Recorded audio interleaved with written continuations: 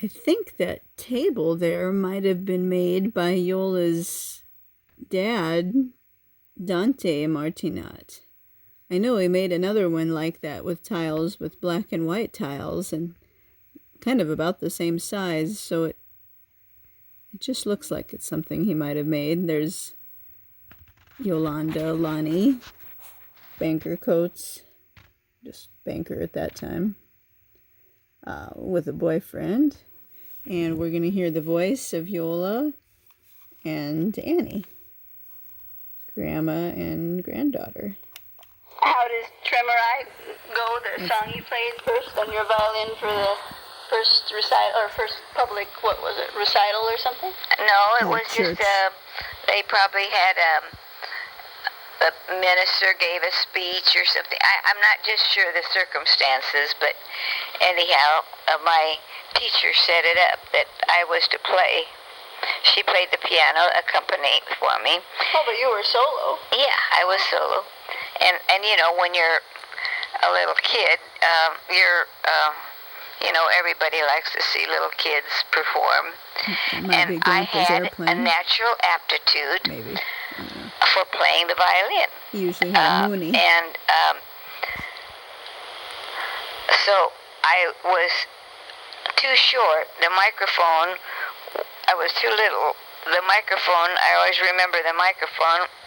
They couldn't get the microphone low enough for me, so they got a box, and I stood on the box, and I played my song. Were you standing up then? Oh, yeah. Yola's standing daughter, up. And how does the song Yolanda, go? Lonnie. Da da da da da da da da da da da da da da. It's still, I still hear it very much on the radios or the classical stations. And of course, I played it well for a 6 or 7 year old, and I got a lot of compliments, and that made me feel happy. I had it memorized, and I didn't make any mistakes. She didn't read the music. She knew it by heart. So did you kind of play by ear? No. I never could play by ear. She played it by heart. Just I had to read the music. But she I memorized. didn't. I memorized it, so I didn't have the music. So I do remember that, and of course I like the accolades of people telling me that it was very good. In Yola's fact, daughter, my mom Yolanda. said, I don't know if she was making this up or whether it was really true or not. Edith said this. You know how moms are. She said, I saw people with tears in their eyes when you played. But, I don't know if that's true. So the first time you played in public, you played solo. It wasn't not part of it. That must have been good, yeah. And, they probably had to have, they knew that her first name was Elegy, I think was her first name, and, she had students, and so they probably said, they probably wanted somebody to fill in with a little break in the minister's speech or whatever. So anyhow, she chose me, and then I remember practicing all the time, practicing. Did you like to play the violin?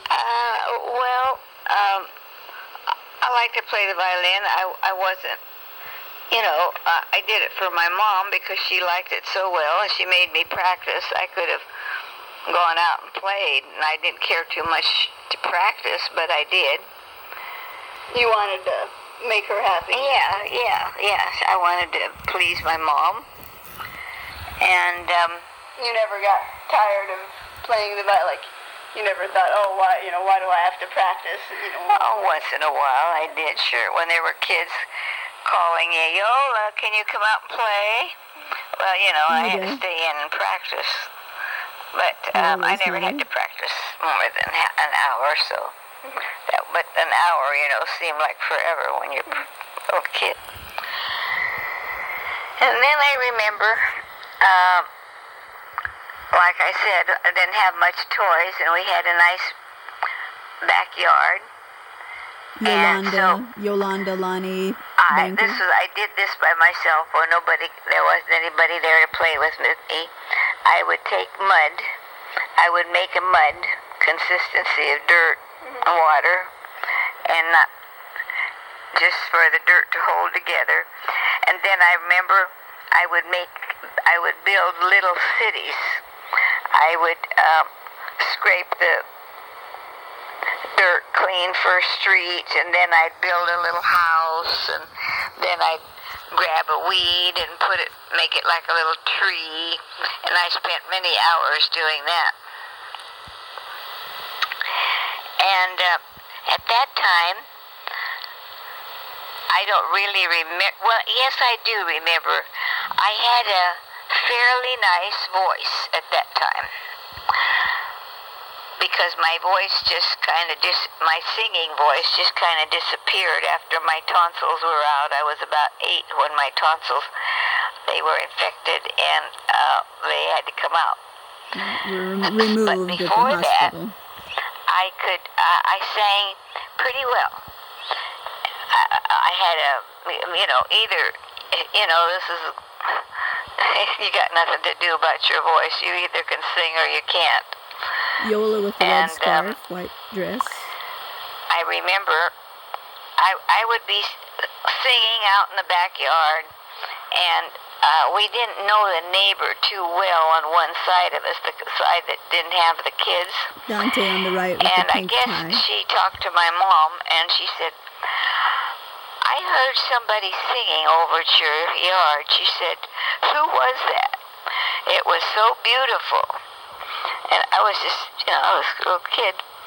And she said, oh, well, that's my little girl. And she said, oh, you should take her someplace and have them see if they can't develop her voice, because she has such a beautiful voice. Ida with the of course, red we hair. didn't do that. It takes money. We didn't have that kind of money. Red skirt. My father,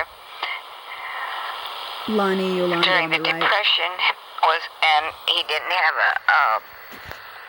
a trade.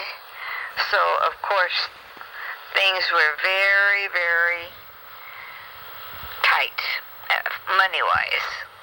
I didn't know it at the time, really. Ida and Yola holding pool cues to play pool. Later on, my father had to go on WPA, that's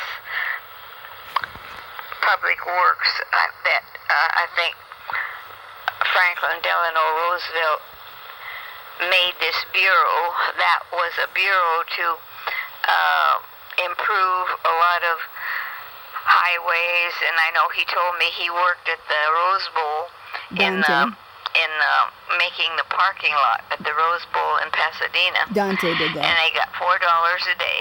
Your dad made the parking lot? Well, he helped. It was a WPA project. But he did work on the parking lot. But he worked on the parking lot. It was the Rose Bowl. Yeah, and it was gravel. It was not cement. It was gravel. I think it's still gravel, the parking lot. Ida.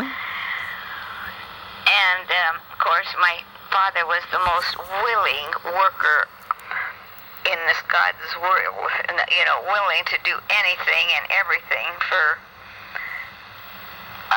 his wife, Ida, my mom, and me. And he was always very, very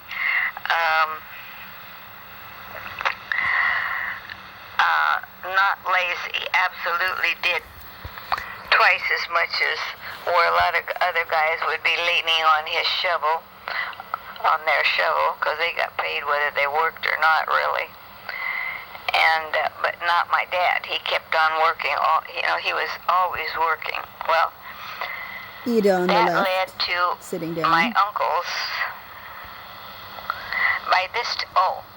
I guess I forgot to tell you, my mom came over with my father's youngest brother. His name was Aldo. And they came together. From Italy to Ellis And Island. he too lived with my uncle to get started. The other one. He was here. Dario was here already. That lived next door to my aunt. Yolanda Lonnie on the right, Dante next to her. And they started working in the cement business. And they got a job because my father did not like the WPA. He preferred to be working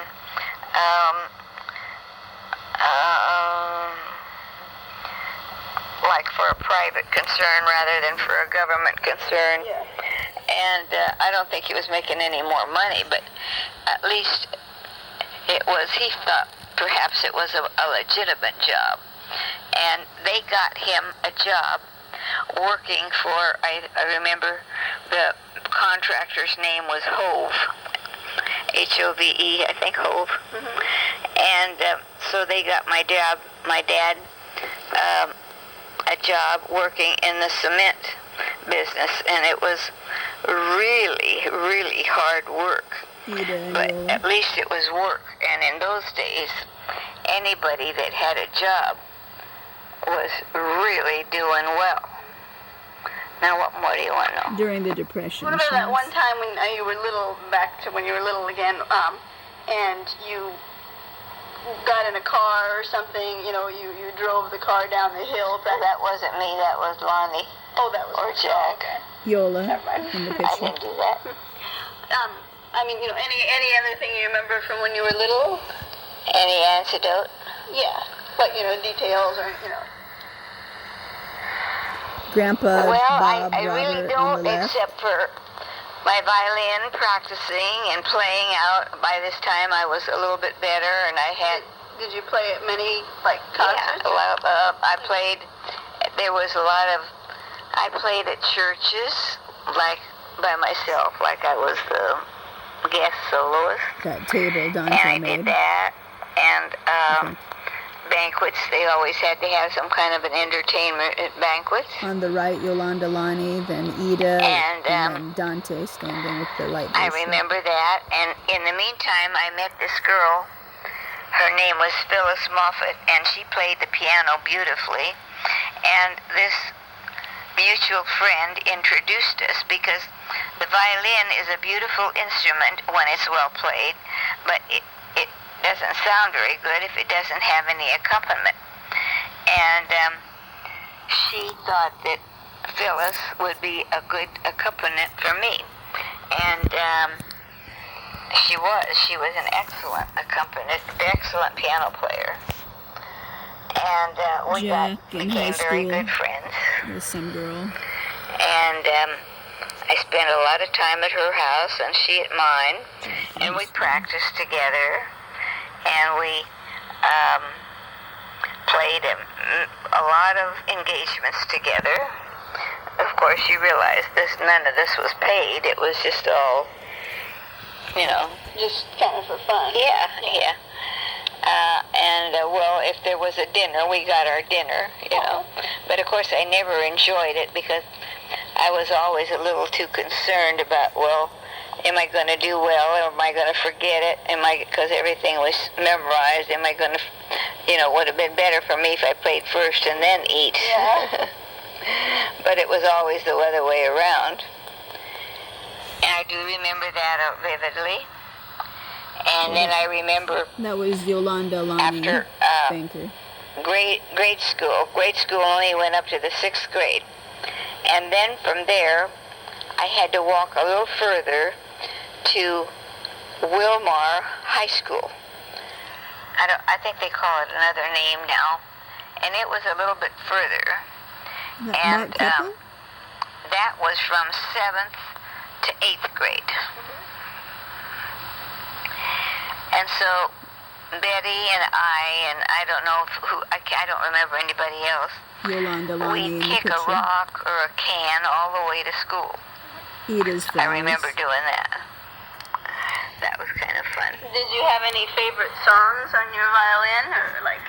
No. Any particular, you know, like you like the fast-paced ones? No, they were all the same to me. A lot of work.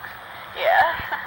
But I do remember the 1931 earthquake, Yolanda Lonnie which Banker. was a really big earthquake. I might have called that the Long Beach And earthquake. Long Beach My Mall. mother and Dad had a little tiny radio. It was a Philco, one that you put on your mantle or whatever. Yolanda. And I think it was around Yolanda. 6 o'clock or somewhere in that area. Lonnie. We felt this huge, we'd never been in an earthquake before. In the morning. This 6 o'clock in the morning? No, evening. Oh, sorry, evening. And it was a huge earthquake centered in Long Beach. That's Yolanda, Lonnie. And Thank there you. were like aftershocks every minute, it seemed. But I mean big ones, really big ones. Of course, I was scared, but I thought, that this was a little bit of an excitement. I didn't really realize how devastating an earthquake can be. We didn't have any problems with our house, but Long Beach, a lot of buildings tumbled, and they had a lot of oil wells in Long Beach, and a lot of oil wells caught on fire. These are our Italian cousins. And I remember I had a friend about a block away. Her name was Pauline Pagetti. So I decided I had to run down and see how she survived the earthquake. I think I was about 8. That's Yola's grandmother. Or maybe younger. I guess I was a little younger. And as I was walking to her house, in the middle, I always remember that the sidewalks looked like they were moving, and that was the earthquake. They were? Yeah, they were moving, and they were, I would probably be very dizzy now if that happened to me, but at that time I thought it was kind of fun. And then I made it home all right, but I was scared. Oh, and we lived near the Garvey Hills, which is not too far. It's a little range of mountains. Hills, I should say, not mountains, hills. Eva So on the left. my mom and dad and me got in the car, and we drove up to the mountain. Eliana on the right. Garvey Hills. Seeing all the fires, because a lot of these oil wells were on fire. Eliana So Morello. it was a rather spectacular sight. Eva Bonetto. And all night long there was afterquakes every 5 minutes and very large earthquakes. Eva and So by Eliana. then, this time I was beginning to get a little scared. So I remember sleeping with my mom and dad that night. Because I did have my own room. It was a 2-bedroom house we had. But that night I got to sleep with them. So I remember the earthquake quite vividly. So this is in the center. It's Yola's grandmother.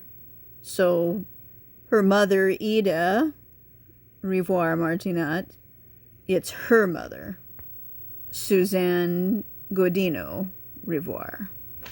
And on the left, that's Eva Bonetto, that's her married name. And on the right, it's Eliana Morello.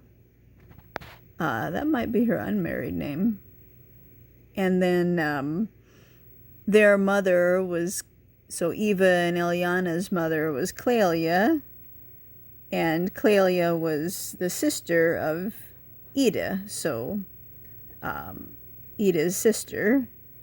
And this is Clelia's mother and Ida's mother, which would be Yola's grandmother, Suzanne Godino. And here we have Eliana, that's Eva on the left with the black chicken. And then, let's see, There's Clelia next to her, which is Iola's mom, Ida's sister. Right there. She stayed back in Italy while Ida came to America. And there's